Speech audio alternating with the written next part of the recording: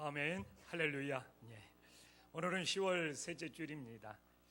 지난주에 제가 병원에 진찰받으러 갈 일이 있었는데 독감 예방 주사를 맞는 사람들이 길게 줄 서 있는 것을 볼 수 있었습니다.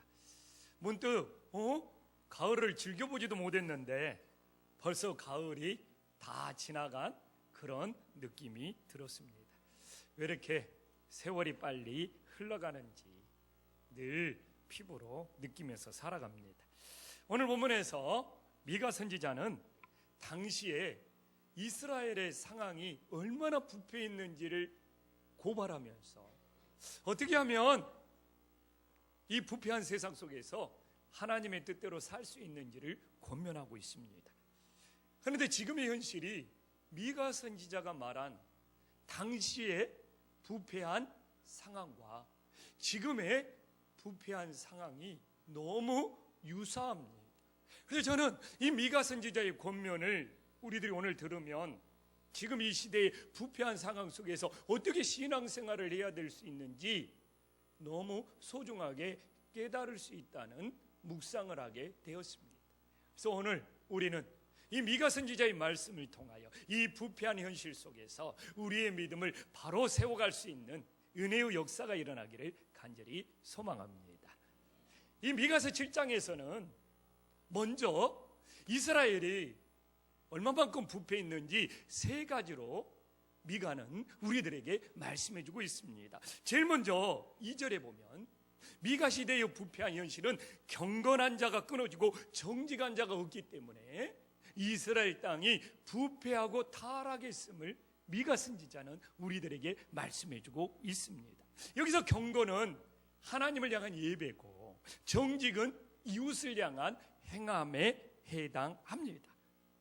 하나님께 경건한 예배와 이웃을 향한 정직한 행함이 일치를 해야지 참된 믿음이 되는 것이죠. 그런데 사람에게 정직하게 행하지 못하면서 하나님께 열심히 예배를 드릴지라도 그 예배는 경건한 예배가 될 수 없는 것이죠. 그러므로 이스라엘 백성들이 우리가 오늘 본문을 보면 막 매복을 하고 그물을 치면서 사람들에게 정직하지 못하고 거짓을 행하면서 하나님께 예배를 드리기 때문에 경건이 끊어진 시대가 되었음을 미가는 고발을 하고 있습니다. 그런데 지금의 현실도 우리 교인들이 하나님께 예배를 드린다고 하는데 사람들에게 정직하게 행하지 않고 오늘 모여서 우리들이 하나님께 예배를 드리면 그 예배가 어떻게 경건한 예배라고 할 수 있겠습니까? 그래서 오늘 미가의 이 부패한 현실을 고발하는 걸 보면서 우리도 이 시대에 사람들에게도 정직하게 행함으로 오늘 우리들이 예배를 드릴 때 경건이 끊어지지 않는 참된 경건의 예배가 된다는 것을 우리 마음에 새길 수 있기를 간절히 소망합니다. 또 미가는 당시의 현실을 어떻게 고발합니까? 3절에 보면 지도자와 재판관과 권세자들이 자기의 뇌물을 받으면서 자기의 욕심을 채우기 때문에 세상이 부패하고 타락한다고 말씀하고 있습니다. 지금의 우리의 시대와 너무 흡사해요. 지도자와 재판관과 권세자들은 정의롭게 다스리며 공의롭게 판결을 해야 합니다. 그런데 오늘 본문에 보니까 그들이 뇌물을 구하죠. 자기 욕심을 채우기 위해서 서로 결합함으로써 세상이 더 부패하고 타락해지고 있음을 보여주고 있습니다.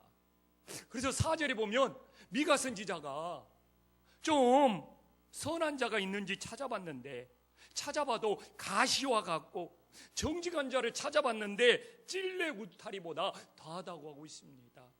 이런 지도자들이 가시와 같고 찔레와 같으며 그 백성들이 그것에 찔리면서 얼마나 시달리고 얼마나 고통을 받았는지 우리는 충분히 헤아려 볼 수 있습니다. 그런데 지금 우리가 사는 세상도 이 지도자와 재판관과 권세자들이 우리 백성들을, 우리 국민들을 위해서 일해야 되는 거 아닙니까? 그러나 그들이 결합하여 자기 욕심을 채움으로 그런 최순실 사태가 터지고 이 세상이 부패가고 있다는 것을 우리는 눈으로 목격하면서 살아가고 있습니다. 근데 어느 사회든지요, 자기 욕심이 많은 사람이 지도자가 되면 백성은 힘들어지고 고달파지는 거예요. 근데 제가 학교 다닐 때 보면은 이렇게 좀 욕심이 없는 애들은 공부를 또 안 해요. 근데 자기 욕심이 많은 애들이 공부를 열심히 해. 근데 이렇게 자기 욕심이 많은 애들이 공부를 열심히 해갖고 이게 지도자가 되어서, 내가 이 자리에 올라왔으니까 내 욕심을 채워야 되겠지. 그러면 그만큼 사회가 부패하고 타락하더라고요. 어떻게 좀 욕심이 없는 애들이 공부를 잘하고 좀 욕심이 있는 애들이 공부를 못하면 얼마나 좋을까요? 아니, 세상은 그렇게 되지가 않아요. 근데 교인들도요, 자기 욕심이 많을수록, 자기 욕심이 많은 곳으로 신앙생활을 하면 그 신앙은 언젠가는 타락하더라고요. 뭐 목회자든 성도든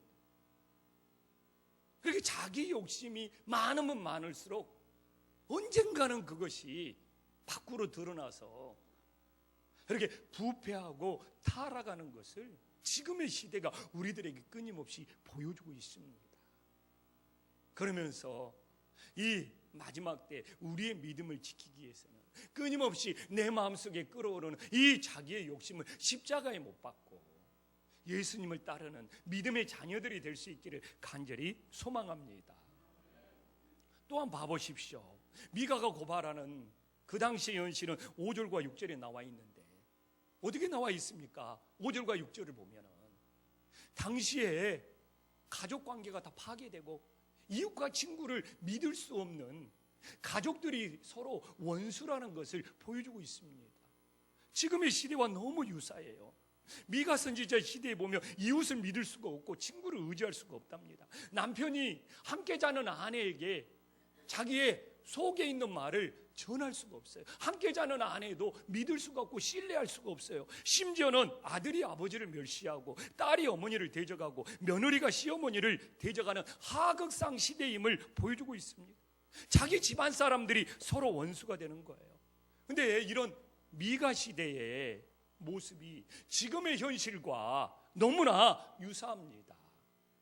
지난주에 우리는 어금니 아빠 이야기 너무 잘 알고 있잖아요. 세상의 아내를 성매매해서 자살하게 만들고, 근데 그것이 타살인지 자살인지도 분간하기 힘들지 않습니까? 그리고 딸의 친구 여중생을 불러서 자신의 성욕을 채우려고 하다가 반항하자 세상에 살해하고, 그리고 딸이 희귀병을 앓는다고 기부를 받아서 외제차를 타고 혈통이 좋은 개를 분양받고 이런 화스러운 생활을 하고,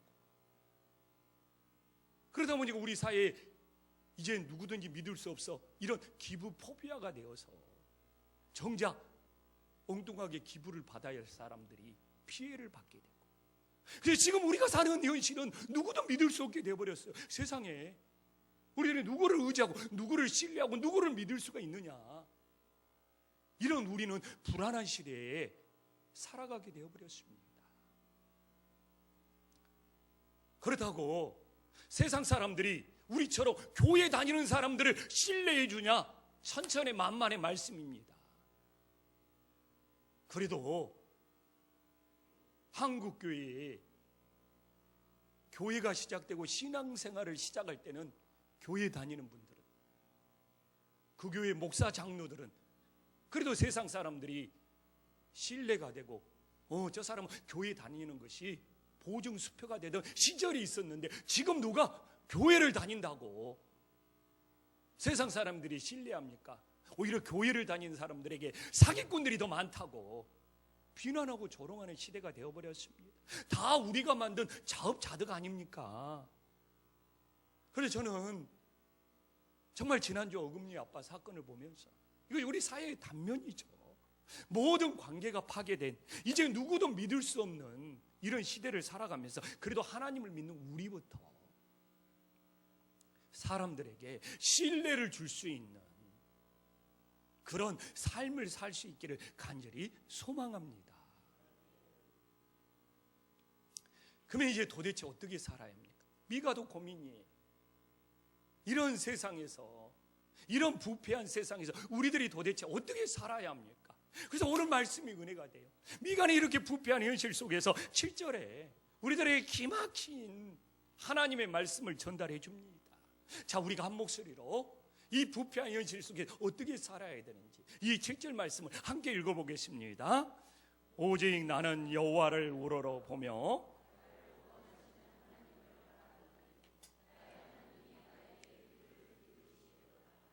아멘. 이 부패하고 이 타락한 현실 속에서 우리들이 할 수 있는 최선의 방법은 오직 하나님만을 우러러 보는 것에 있음을 깨달으시기를 간절히 소망합니다. 그러다가 미가가 타락한 현실을 보면서 상처받고 실망하지 않는 건 아니에요. 1절에 보면 미가는 오늘 미가서 7장을 보면서 이 세상이 재앙이라는 거예요. 근데 저도 우리가 살고 있는 이 시대가 재앙이에요. 정말 홍수가 나서 재앙이 아니라 사람들의 마음이 부패하고 타락해서 우리가 살고 있는 이 시대가 재앙의 시대에 살고 있는 것과 다를 바가 없는 거예요. 자연의 재해에 어쩔 수 없지만 사람이 부패하여 저지르는 이 끔찍한 이 재앙들은 우리를 더 힘들게 만드는 거예요. 그러나 선지자는 이런 재앙의 시대에 오직 주님만을 우러러 봐야 된다고 말하고 있습니다. 여기는 무엇입니까? 이 우러러 본다는 것은 부패한 현실이나 부패한 사람이 아니라 하나님을 우러러 봐야지만이 우리들의 믿음을 지킬 수 있다는 겁니다. 자, 돌아봅시다. 우리들이 신앙생활하면서 실망하는 이유는 무엇입니까? 하나님을 우러러 보다가 실망합니까? 아니에요. 주변의 사람들을 바라보다가 상처받고 실망하는 것이 우리들의 현실입니다. 그래서 심지어는 교회 다니다가 사람들 때문에 상처받고 힘들어서 교회를 떠나겠다는 사람도 심심치 않게 많이 생겨나고 있습니다. 근데 성경 말씀을 돌아보죠. 언제 하나님이 한 번만이라도 사람들을 바라보며 신앙생활을 하라고 한 적이 있습니까? 성경 어디에 주변의 사람들을 보면서 신앙생활 하세요라고 어느 선지자가, 어느 제자가 말이라도 한 번 한 적이 있습니까? 솔직히 저도요, 사람들 바라보면 힘들어서 목회하기 힘듭니다. 그러나 오늘도 오직 주님 바라보기 때문에 설교하고 목회할 수 있는 거예요. 성경에 어디에서 사람들 바라보면서 상처받고 넘어져서 하나님 떠나도 좋다고 말한 적이 있습니까? 지금 이 세상에 돌아가는 현실을 바라봐도 전부 낙심과 실망뿐입니다. 그래서 주님께서 언제 세상 바라보라고 온 적이 있습니까? 우리 주변의 사람들을 보더라도 이제 누구도 믿을 수 없는 시대에 살아가고 있다니까요. 그러나 언제 우리 주님께서 사람들 바라보라고 온 적이 있습니까? 오늘 미가 선지자가 말한 것처럼 세상이 부패하고 사람들이 타락해 갈수록 우리는 오직 주님만을 바라보면서 우리의 믿음을 견고히 지킬 수 있기를 간절히 소망합니다. 근데 우리가 오직 하나님만을 바라보는 이유는 무엇입니까? 오늘 7절에 연이어서 나오고 있지 않습니까?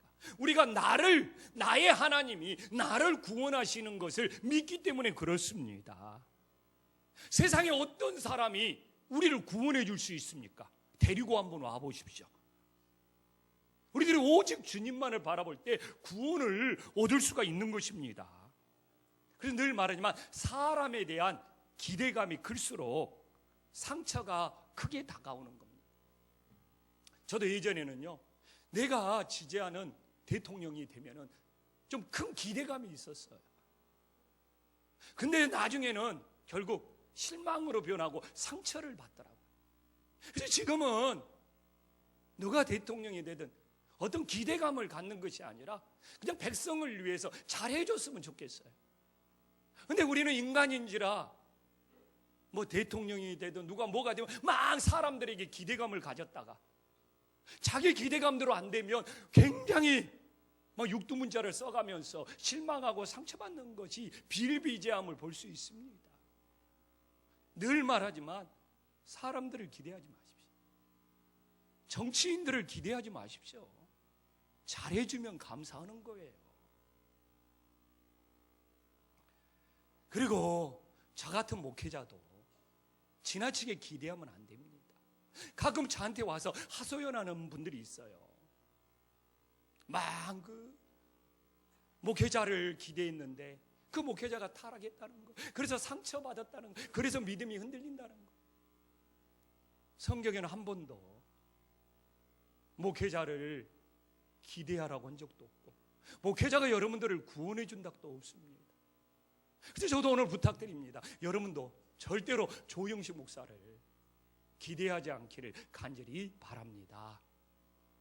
아멘을 안 하네. 좋은 거예요, 나쁜 거예요? 막 어떤 분들은 그래요. 아무리 세상에 다른 목회자들은 타락할지라도 조영식 목사는 변질하면 안 됩니다. 왜 저도 저 자신을 모른다니까요. 변질할 수 있어요. 저 장담 못해요. 주님이 붙들어 주면 다행이고.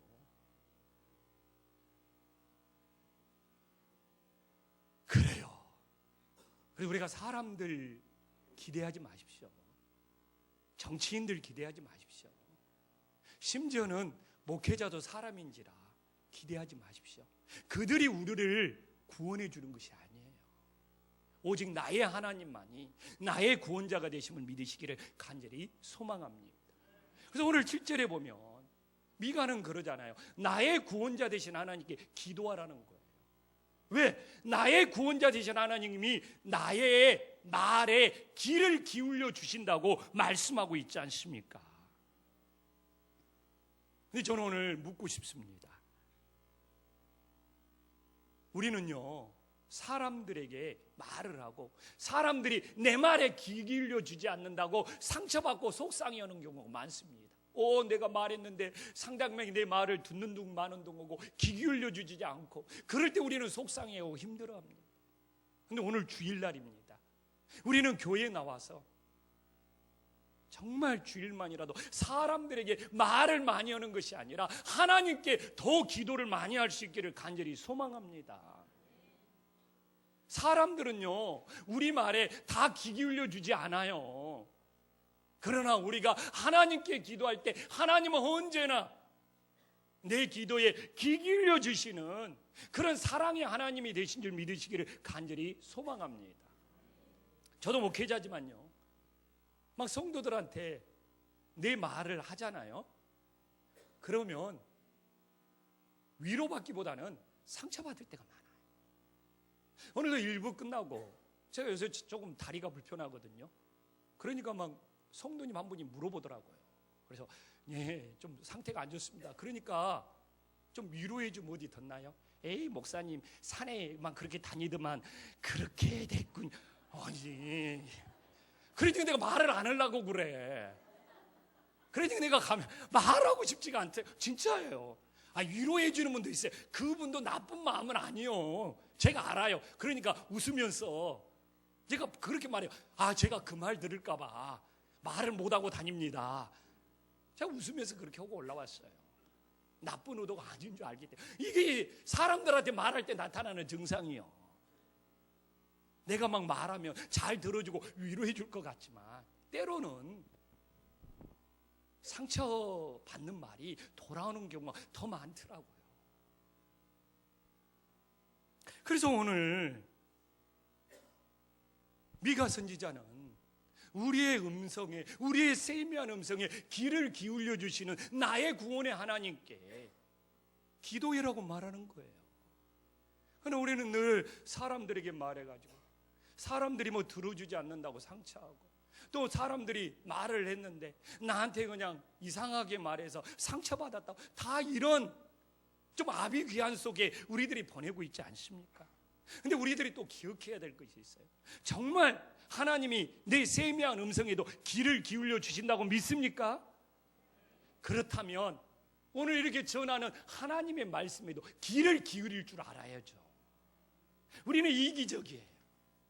본인들은 하나님의 말씀에 귀를 기울이지 않으면서 내가 말하는 것은 하나님이 다 응답해 주십시오, 이것 또한 얼마나 이기적인 겁니까?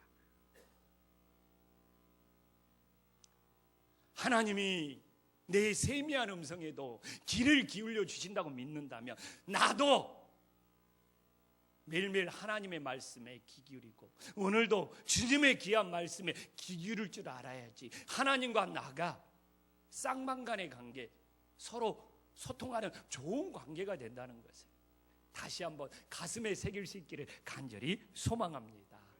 그러면 이제 우리들이 하나님을 우러러보며 기도하면 하나님이 우리들에게 어떤 은혜를 주십니까? 미가는 제일 먼저 8절에서 어두운 데 앉을지라도 여호와께서 나의 빛이 되신다고 말씀하고 있습니다. 지금 이게 어두운 데 앉았다는 것은 길을 찾지 못하고 좌절하고 낙심하여 주저앉아 있다는 것을 말하고 있는 거예요. 인생이 너무 힘든 것이죠. 근데 이렇게 좌절하고 주저앉아 있고 낙심하는 이 미가 선지자가 오직 여호와만이 자신의 빛이 된다는 거예요. 지금 여기서 사람이 빛이 된다? 세상에 무슨 도구가 아니잖아요. 하나님 자체가 미가 선지자에게 빛이 되어 주신다고 말씀하고 있습니다. 근데 8절 앞에도 나와 있잖아요. 야, 원수들아 기뻐하지 마. 내가 넘어질지라도 자기는 다시 일어날 거라는 겁니다. 포기하지 않을 거라는 겁니다. 왜? 하나님이 나의 소망이 되고 하나님이 나의 구원자가 되기 때문에. 그래서 하나님을 우러러보는 신앙은 우리가 넘어질지라도 포기하지 않고 다시 일어서는 믿음이 됨을 깨달으시기를 간절히 소망합니다. 그럼 우리를 넘어지게 하는 사람들이 누구? 우리를 넘어지게 하는 건 다 주변 사람들이에요. 다 물어봅니다. 교회에서 왜 봉사 안 해요? 왜 안 섬겨요? 그러면 예전에 열심히 했는데요. 대부분 사람들한테 상처받아갖고 나 이제 교회에서 봉사 안 해요. 언제 하나님께서 사람들 보면서 봉사하라고 한 적 있습니까? 아니에요. 진정한 봉사는 주님을 우러러볼 때 우리들이 사람들 때문에 상처받았을지라도 다시 일어나서 주님을 섬기고 주님께 나아갈 수 있다는 것을 오늘 미가 선지자의 말씀을 통하여 다시 한번 깨달으시기를 간절히 소망합니다.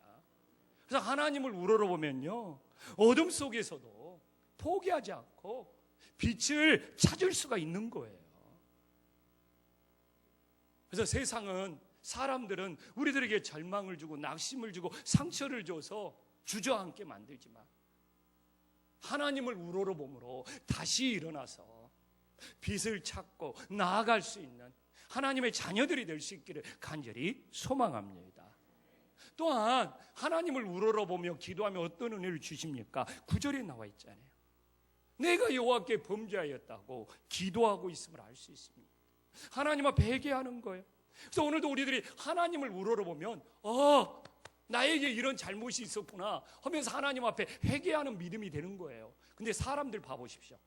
저 사람은 뭐가 잘못됐어, 저 사람은 뭐가 문제야 하면서 사람들 바라보면 자기 자신을 회개하는 것보다는 다른 사람들을 보면서 정죄하고 판단하게 되는 거예요. 오늘 하나님의 말씀이 틀립니까?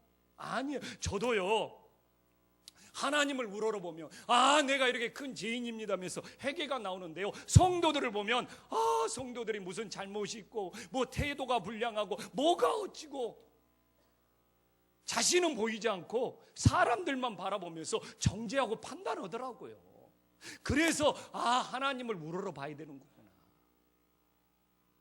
하나님을 우러러볼 때는 자기 자신의 잘못이 보이면서 회개하지만 사람들을 봐보십시오. 그 사람들의 잘못을 보면서 정죄하고 판단하는 것이 우리들의 모습이에요. 그래서 정말 신앙생활하면서 그래요. 오늘도 김포한신교회 와서 사람들만 바라보십시오. 저 사람은 친절하지 않아, 저 사람은 나를 외면했어, 저 사람은 뭐가 문제야. 사람들 바라보면 이래요. 어디를 가나, 어느 교회를 가나 마찬가지입니다. 그러나 오늘도 우리들이 교회에 나와서 하나님을 우러러보며 기도하며 우리의 허물이 보이고 회개하는 주님의 능력이 임함을 믿으시기를 간절히 소망합니다. 근데 봐보십시오. 하나님께 회개하면 하나님이 심판도 하시고 하나님이 또 징계도 하셔요. 사랑의 징계죠. 근데 봐보십시오. 오늘 9절에 보면 하나님이 나를 위해서 변호해 주셔요. 막 대적들이 공격하고 대적들이 힘들게 하는데 하나님이 나의 변호자가 되시고, 또 하나님을 우러러면서 기도하면 하나님이 인도해 주시고 광명한 곳으로 나아가게 해주셔요. 근데 맞더라고요. 저도요, 막 속상하고 억울한 일이 생기면 막 성도들한테 따지면서 막 하고 싶어요. 근데 그러면 뭐합니까? 문제만 더 커지는 것이지. 근데 그러지 않고 하나님께 내가 뭘 잘못해서 그런 일이 생겼지 하면서 내 자신을 돌아보면서 회개하면 내 실수도 보이고 하나님이 나를 위해서 변호해 주셔가지고 오히려 은혜롭게 이 일을 풀어주시는 것을 정말 목회하면서 수없이 경험합니다. 그래서 상대방하고 무슨 일이든지 생기면 내가 가서 논쟁하고 나를 변호하는 것이 아니라 하나를 우러러보며 하나님께 기도할 때 나는 회개하게 되고 오히려 하나님이 나를 위해서 논쟁하고 변호해 주시면서 인도해 주시는 그 은혜를 체험하는 것이 성도의 삶이 됨을 믿으시기를 간절히 소망합니다. 그래도 오늘 마지막으로 하나님께 우러러보며 기도하면 좀 앞뒤가 맞지 않는 성경 구절이 나옵니다. 11절이죠. 자, 우리 한 목소리 함께 읽어보겠습니다. 시작.